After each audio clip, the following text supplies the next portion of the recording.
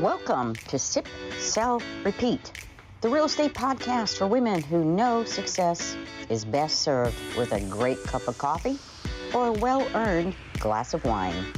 I'm Dr. Cynthia Tant, your go-to real estate expert, here to help you navigate the market with strategy, style, and a little bit of fun.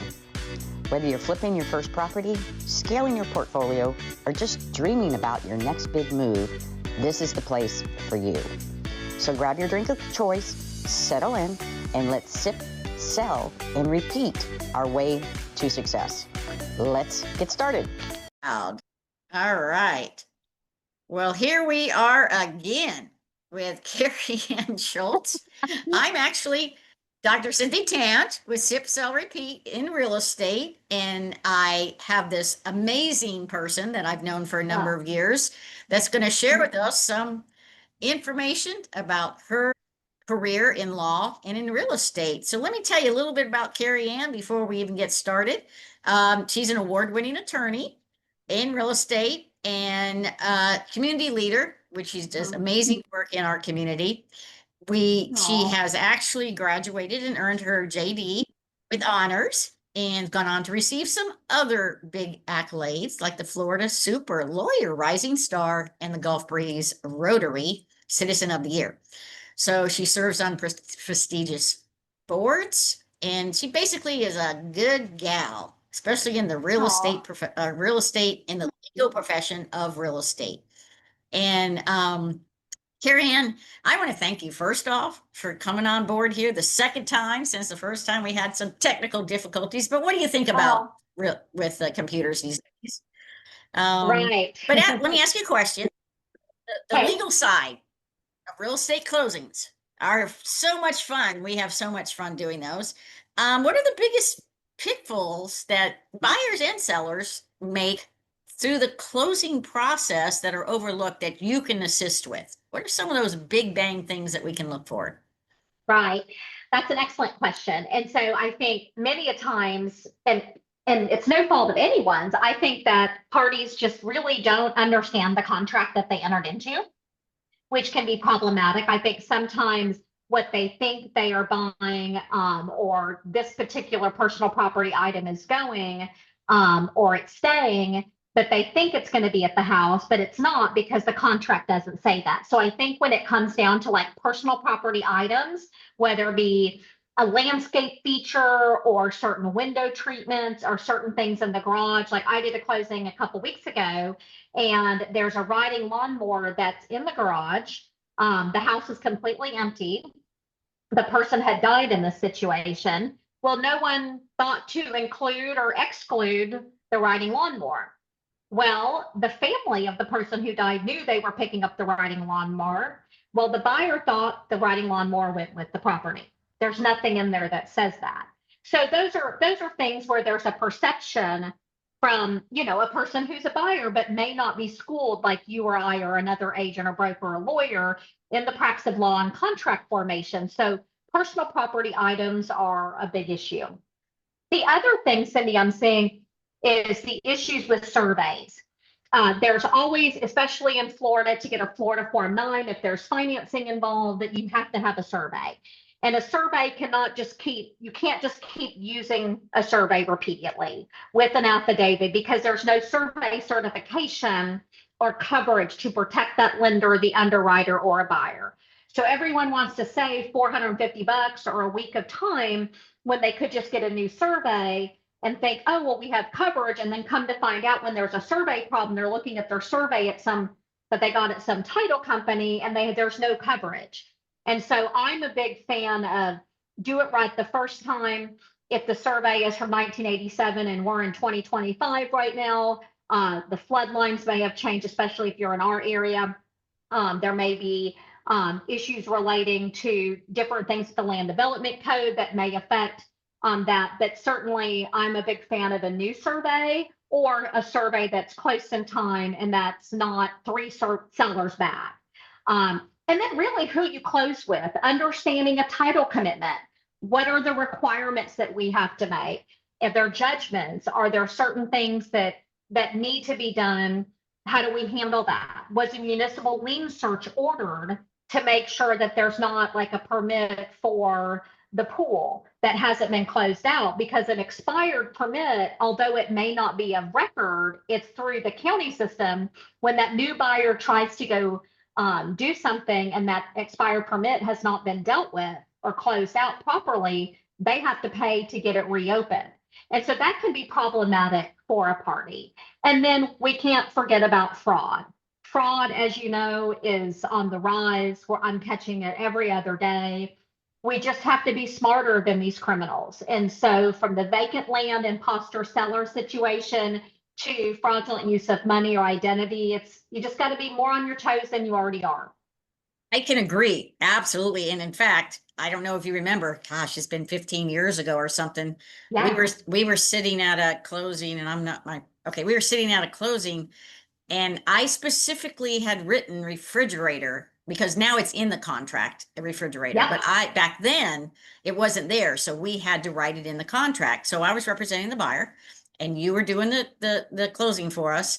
And I put in refrigerator. Well, we went to the walkthrough. Guess what? No refrigerator. No refrigerator. I remember we came to the closing, and that's when we kind of did it together. The sellers were there, the buyers are there, but the seller's agent wasn't there. Mm-hmm. So remember that? We said, well, I do. Where's the refrigerator? And we went back and forth, and the seller said, well, the agent said we could sell the refrigerator. I said, well, you owe us the refrigerator.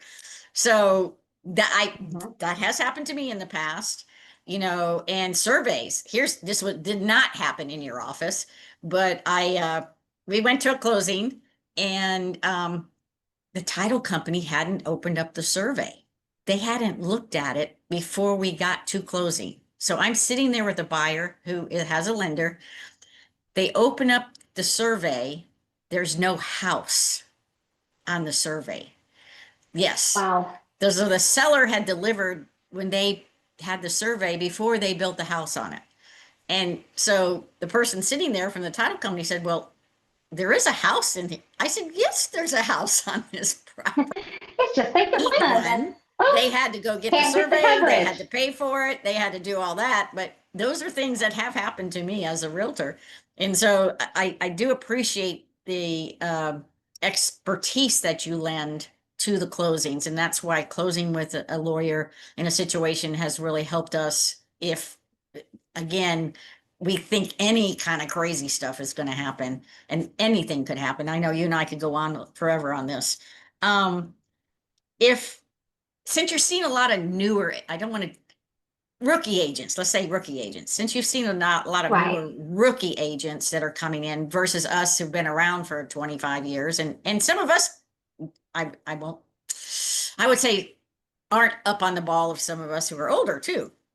So they're not really doing what they should be doing correct. But as a rookie agent coming in and they're going through a closing, what do you see that maybe you could help that person with their closing process in real estate? Very, very good question. I really think that anyone, whether it be a new lawyer, a new agent, needs to surround himself or herself with a mentor, someone like you, a more like an experienced broker, an experienced attorney. I've had mentors my whole career, still have mentors in 26 years in doing this, and I know you do as well. But having that mentor, because when it comes to representing people in the public with something that is many a times, at least for me, has been my biggest purchase, which is a home, right? That's a very scary experience. And when you are handling a transaction and negotiating and maybe not understanding certain closing costs, like I just did a closing, the new agent, she did a great job. But the great thing is that she and I had worked on things like before the contract was signed. So I was able to give her all of her numbers and say, wait a second, I know your client's going to need this, and this for their lender, knowing the loan product, knowing certain things. So when she got to the closing table, there was no surprise for her client. They ended up they brought actually less than what they thought, which was great. And so she came out ahead because there was that mentoring behind the scenes, so that she wasn't just excited to do her first deal because the excitement's there, but also did it properly in protecting her client and not undercharging or overcharging in areas or misrepresenting facts that may not be truthful just because of just inexperience. And I kind of explain to new agents and people interested or talk to me about real estate, is like, we as realtors, we are not lawyers. We are not accountants. You know, we are not home inspectors. We are not the title person if it's not a lawyer that's doing. We are not insurance people. But guess what? We have to work with all these people. And if you have had not any experience and you're coming in and not only are trying to do the transaction, but you've got to talk to all these people, because a new rookie doesn't have all their assistants and everything else usually they don't. And so that leadership and mentorship is so important. And that also is from you being a woman in the field, in law and in real estate. How has that impacted your leadership role that you have assumed, and also mentorship for other younger ladies? Yeah, I think it's very important to have mentors and to have that team of people. You know, like on a weekend, obviously you don't need mentoring, but if you needed me and you were like, hey, I'm concerned about this. Who do I really need to get to sign this listing agreement? I've got 3 people on title. This guy's died. This other person has a remainder interest. Do I have to join them in? I'm like, well, let me tell you. Let me look at the deed. And I can see who really are your sellers. I do that frequently, because sometimes you just don't know, like, who really is going to be your client. And it may be after individuals that, even after hours or on a weekend, they're not going to be upset if you call to try to help you with the deal, because as you and I know, most real estate happens outside of the 8 to 5 time period. That's when deals get done.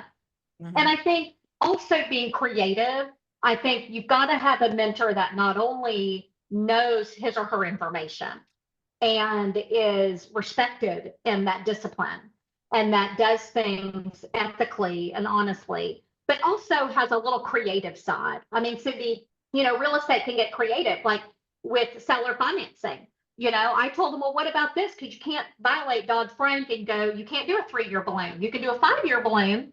And so I said, well, why don't you do this? They're like, oh, that's so cool. They just thought about it differently. So having that insight, sometimes individuals like you or I have insight because we've experienced this with another transaction.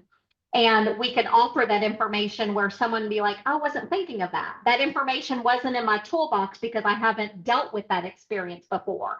So I think having that mentor, like you said, having that lawyer, that home inspector, that WDO termite person, having all of those team players, that survey company, having relationships with people so you don't burn a bridge. I have to call a survey company and go, hey, the agent thought she had ordered it. She didn't order it. She needed to order online.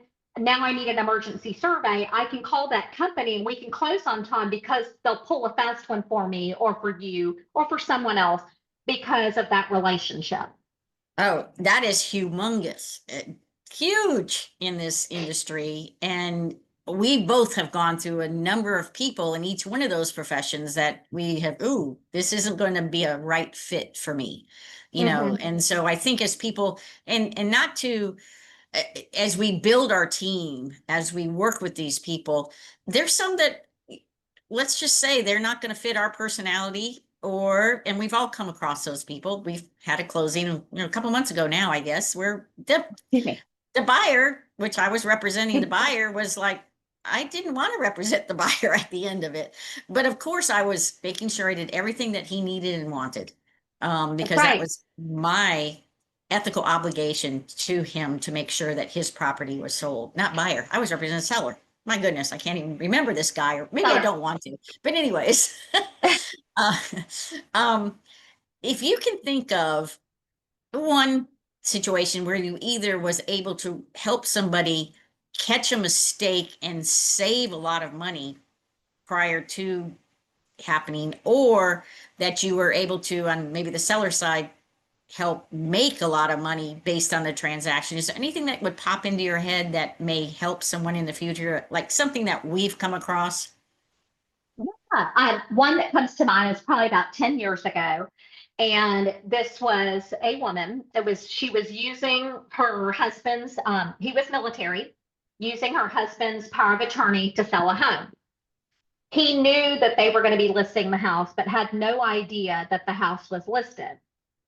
It was a newer agent who didn't think that it was necessary to kind of also talk to the husband, especially in this day with electronic means of communication and all of that. Now, this was still 10 years ago, so the DocuSign and all that wasn't around, but still email was, and also calling people. Well, the house went under contract. It came to my office to handle the closing.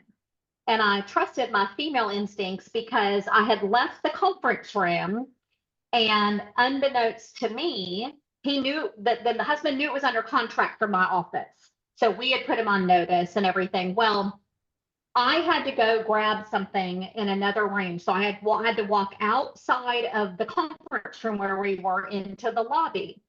And there was a gentleman sitting out there with these 3 small children. And I was like, oh my gosh, your children are so cute. And then I was going to leave, right? And go get what I needed and go back to the room where the wife who was selling. He's like, oh, they're not my kids, but thank you, they're my girlfriends. And I'm like, oh, Sarah in the room? He was like, oh, yeah, we're moving to Texas. I was like, oh. And unbeknownst to me, she was using her husband was in Afghanistan defending our country. She was going to take the proceeds from that house, and I don't know what she was going to do with it, but she was taking her 3 kids out of the state of Florida while he was over there, and he had no idea. Oh my gosh. So I went into that room and I just said, hey, Sarah, I talked to my law partner at the time and I said, hey, I was kind of shaking a little bit because he had no idea that he would come home a month later to no children, no money in the account and all of that. So basically what I told her was, hey, does your husband know that you're moving to Texas with the boy out there? And she said, no. And I said, what are you going to do with the money? She was like, well, I was just going to use it. And I said, well, here's the deal. I'm not going to have a claim and I'm too smart for this. So I said, that's fine. Whatever you're doing in your personal life is your own personal thing. I said, but I'll let you sign, but you're not getting the proceeds. Y'all are going to need to go through this. So she called him at my office and told him what happened. Lots of boo-hooing. And what we did was I held the money in escrow pursuant to an escrow agreement. And they both retained attorneys. It's just very sad. But if I hadn't stopped that, now she could have done what she wanted to do, but that was what we call a violation of her fiduciary duty under that power of attorney and all of that.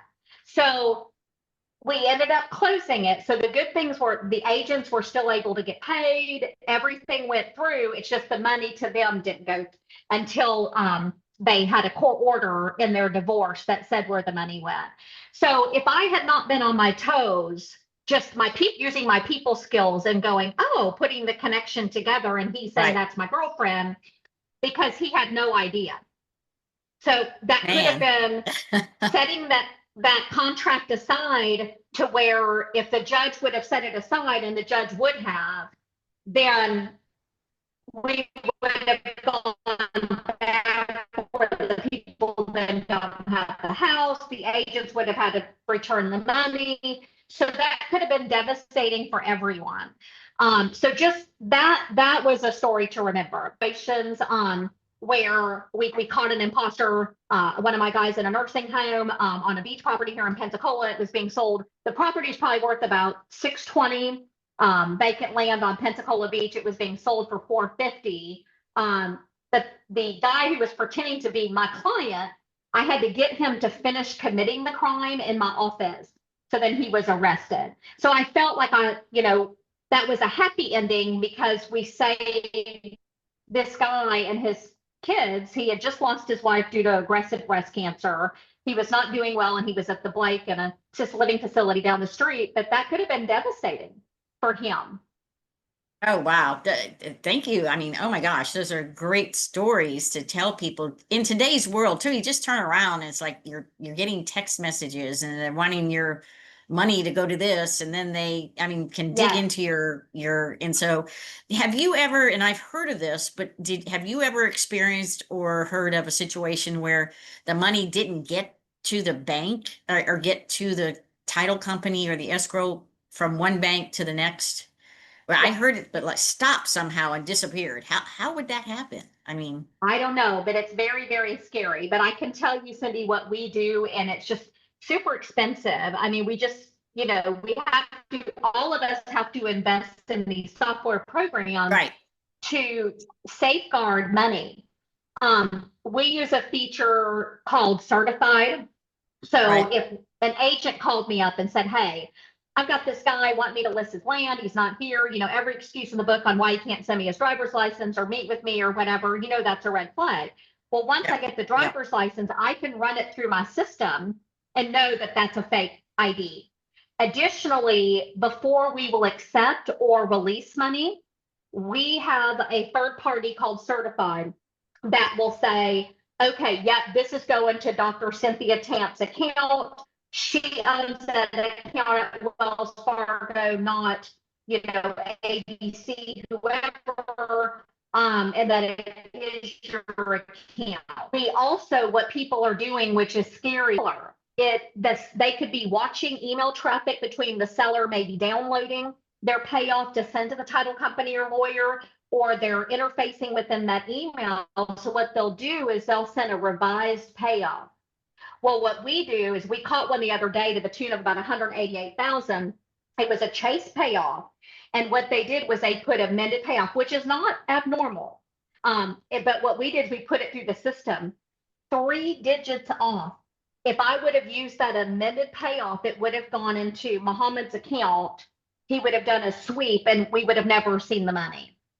So these are called sweep accounts.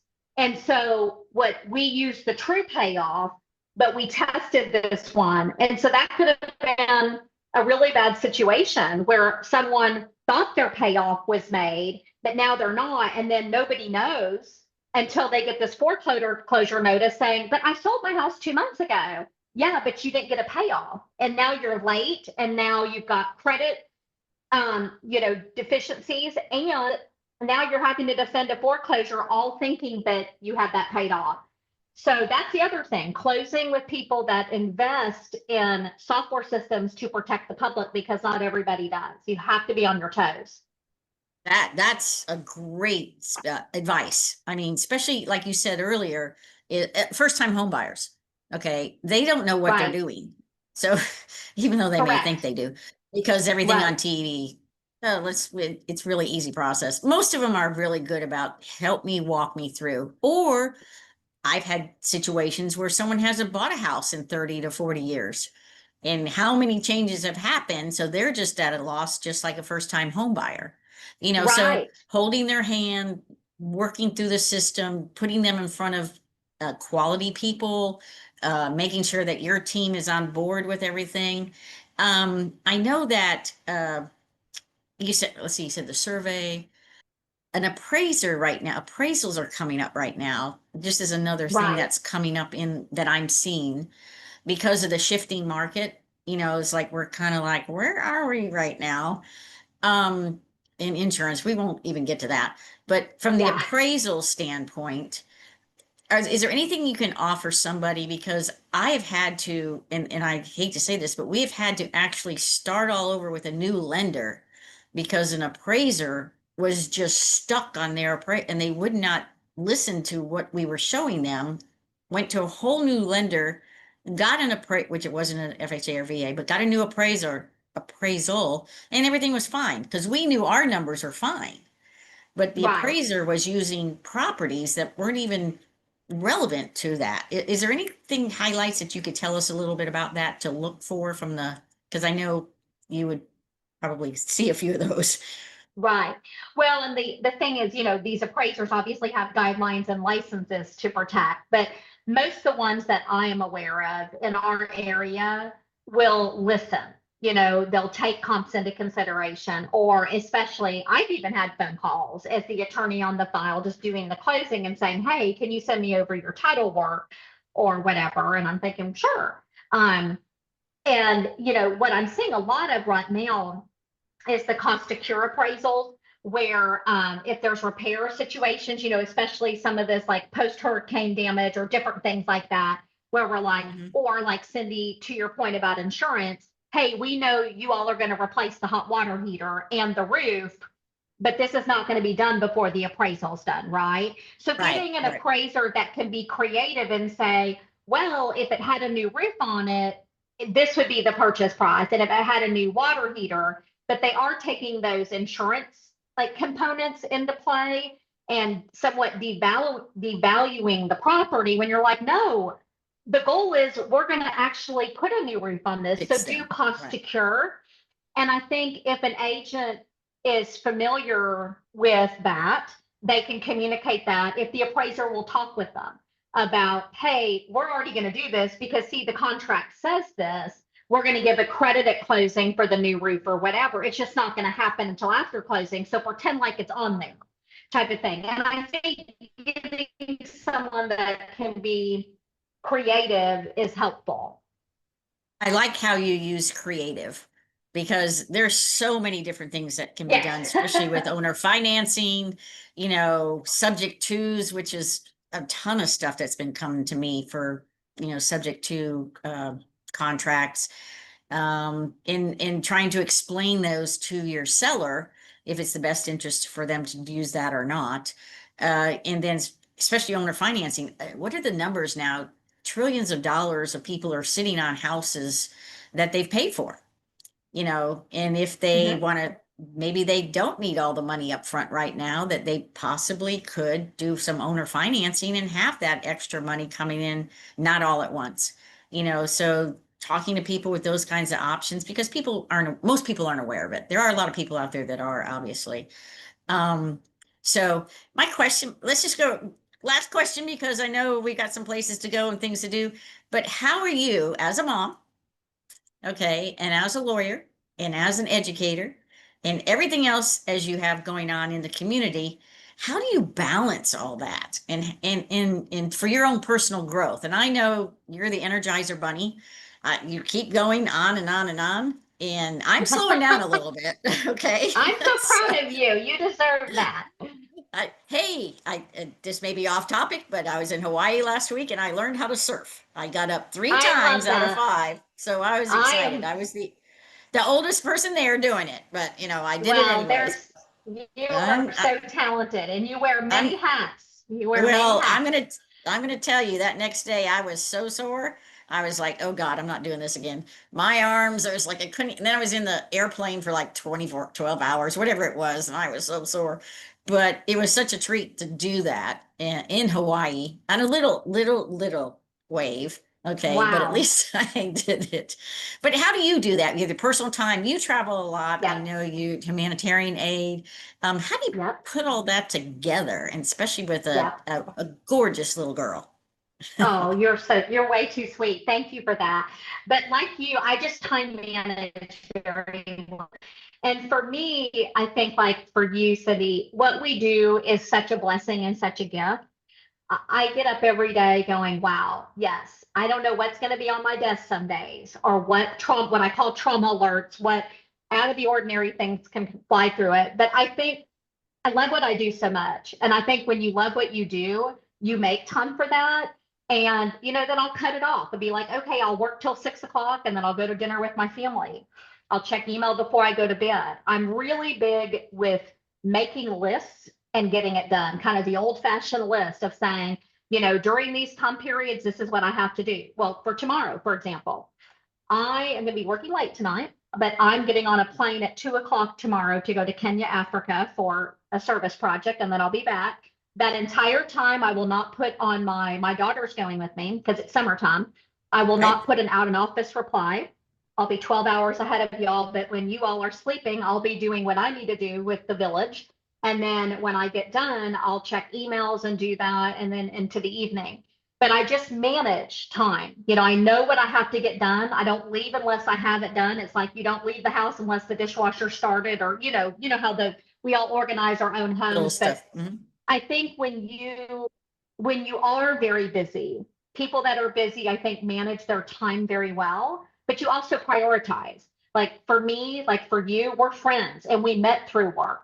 And so when you love what you do and you love who you work with, then it's not work. You kind of just have to bring it together. But I think to any man or woman out there that is thinking of doing things, it's just managing those expectations, putting that priority list together. And if you want to do it all, do it, but do it well, but manage expectations and set it up right. And surround yourself with a great team. You have a great team. I have a great team. I can leave my office because there's a level of trust that I know if something comes across the desk, yes, I can handle it. But they're right here in the front in the training needs that may come about if I can't get a hold of me in 15 minutes, for example. Oh, wow. Well, how long are you gonna be gone for? 8 days. 8 days. But That's how's your travel time? How long does it take you? Goodness so gracious. I'll fly, I know it'll be about 27 hours. Yeah, So I'll fly into Paris, which is about 9 hours from Atlanta, 8 or 9 hours. And then I'll have a slight layover and then Nairobi, into Nairobi. So you don't have much layover in Paris, huh? Don't get to enjoy Paris? No, a couple hours. Yeah. A couple hours. Yeah. Well, yeah, the travel is like a little bit hard on you as doing that. But man, I commend you for going and volunteering. And has your daughter gone before? She has not been able. She's now 10. She'll be 11. So she can go. And we're going to another, because where I go, there's no running water, electricity, and you have to have cholera, typhoid, yellow fever, hepatitis, anti-malaria. So where we're going, the only thing she has to have is an anti-malaria because she already has tetanus and hepatitis A. So it makes it, because I couldn't have her take typhoid and yellow fever right now. She's too young. So that's what's limited her ability to go like there or Pakistan or some of the other places I go that are real remote that have more disease, propensities and stuff. So, yeah. Well, that's so very exciting. Yeah, that's exciting. And I just want to, again, thank you, our second try at this, but thank you for sharing all your expertise again. And I know we keep saying we've got to go get that glass of wine together. So when you return, all right, when you return, we're going to do it. we're only 30 minutes away from each other. So it's not like we're across the world or anything like that. Exactly. So let's get together. And is there anything final that you'd like to tell the ladies that are listening to this and how it relates to real estate, the law, women, leadership, anything else that you'd like to let us know? I think just enjoy the moment of what you're doing. Surround yourself with amazing women that will support you, that will be there, that will help you out, a good team, and take care of yourself because life is short. And I think we're in a world where we're competing against technology and maybe men and different things, but be true to yourself. And I always see, leave a relationship or a transaction better and don't sweat the small stuff, but keep the relationship because you just never know when you're going to need that other person on the team. Oh, absolutely. Thank you so much. And how can people get in touch with you if they need the world-renowned lawyer expert of real estate? How can we get a hold of you? You're so sweet. Thank you, Cindy. So my email address is K.A. Schultz, which is SCHULTZ at SchultzLawGRP.com.